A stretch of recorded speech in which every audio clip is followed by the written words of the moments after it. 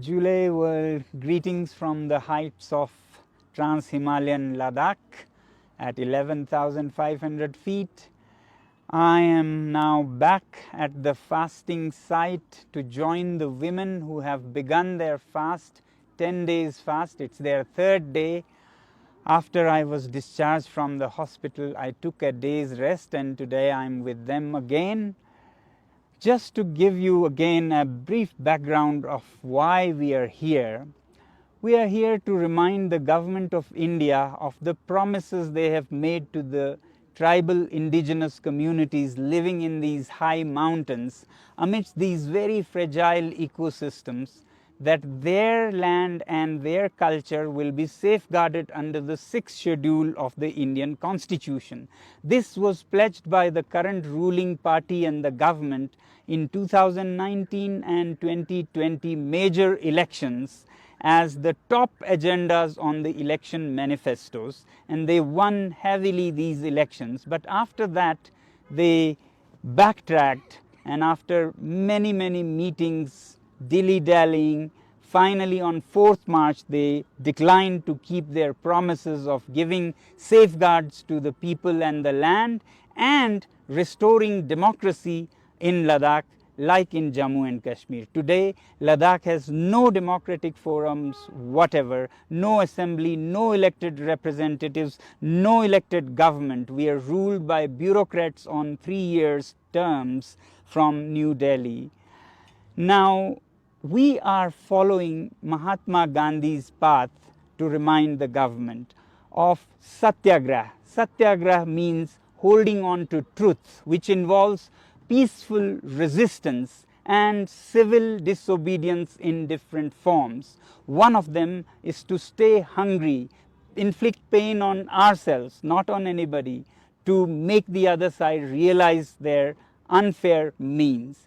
Secondly, Mahatma Gandhi also, under civil disobedience, organized a march to Dandi to make salt against the British unfair rules. So like Mahatma Gandhi's Dandi march in 1930, we will be doing a Pashmina march or a border march on 7th of April, where we'll be going to the Tibetan plateau in Ladakh, where all the grazing lands of the famous Pashmina herders who produce some of the finest fibers in the world called Kashmir or Pashmina live and keep their goats and yaks. Now they are having to sell their goats and yaks because their pasture land is being encroached upon from the south by corporate industrial plants like huge megawatt scale of solar plants, in which they are losing roughly 40,000 acres of prime pasture land. From the north they are losing pasture land to Chinese encroachment. So without any safeguards they have no say in how their pasture lands are managed. So government can just take away these lands without any consultation with them, whereas with 6th schedule anything like this will be done only with their consultation. On another front is the encroachment, which is taking away much of their pasture land. According to Mr. Subramaniam Swamy of BJP, 4,056 square kilometers, which is huge, is being taken away by the Chinese. So we want to show the plight of these indigenous tribal herder communities who are losing their land by going there live. We know that the government is planning to block us, stop us from going there. Well, we are going to face that and show you, if they have nothing to hide on encroachment from the south and incursion from the north, then they let us to roam freely on free Indian territory up to the points where our shepherds used to go. But if they have things to cover up, then we will be stopped anywhere. But that will be a proof in itself.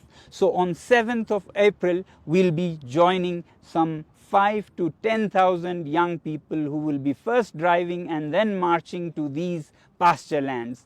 And on the same day, 7th of April, different groups of Friends of Ladakh, Friends of Nature in different parts of the country will be organizing their own marches to places where they can showcase where blind growth and development has taken priority over sustainability, over harmony with nature, where destruction in the name of development have taken place in different parts of the country. So you can join your own eco marches in your own parts of the country, or join us live on this Pashmina march on the borders of India. Stay tuned and do keep supporting us as part of the Friends of Ladakh, Friends of Nature. Thank you very much and have a great day. Jai Hind.